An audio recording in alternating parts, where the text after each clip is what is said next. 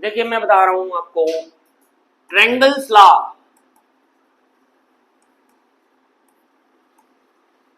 Of vectors.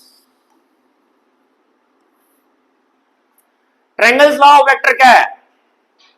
कह रहा है अगर एक ट्रायंगल है,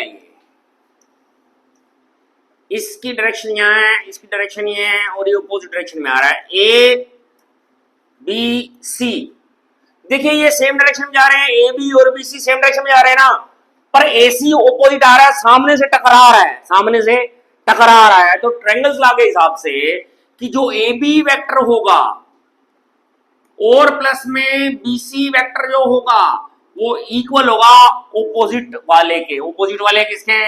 ए सी वाले के। ये बात समझ आई? हाँ या ना?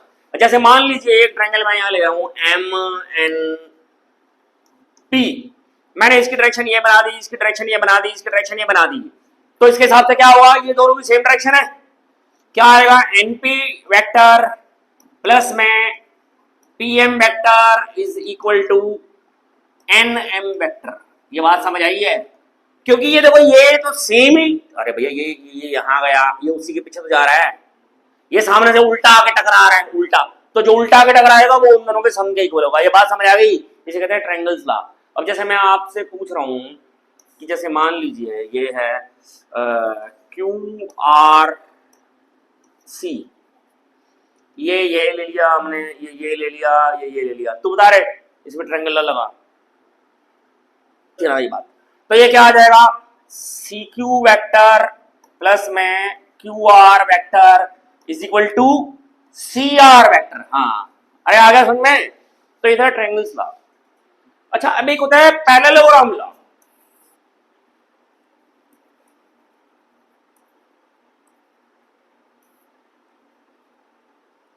पैरेललोग्राम लॉ, पैरेललोग्राम लॉ क्या होता है? सेम यही है एक तरह से, ये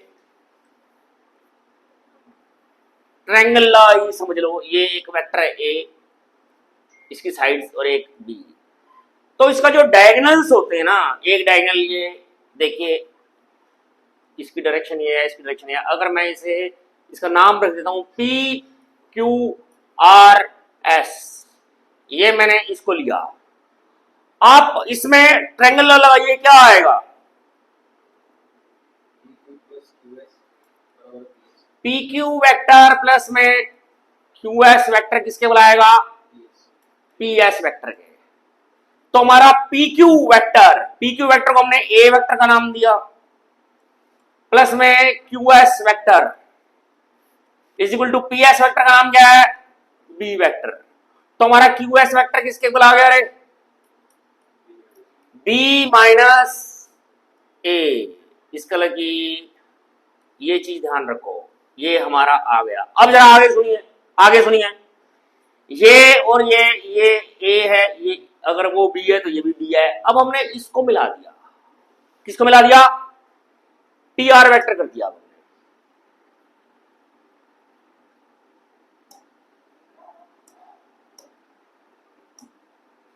क्या ले लिया अब हमने?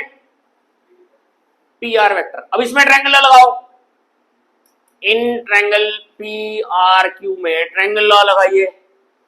क्या आता है? पी क्यू वेक्टर प्लस में Q R vector is equal to P R vector. तो पी क्यू कितना है हमारा? ए वेक्टर प्लस में क्यू आर कितना है? B vector is equal to P R vector.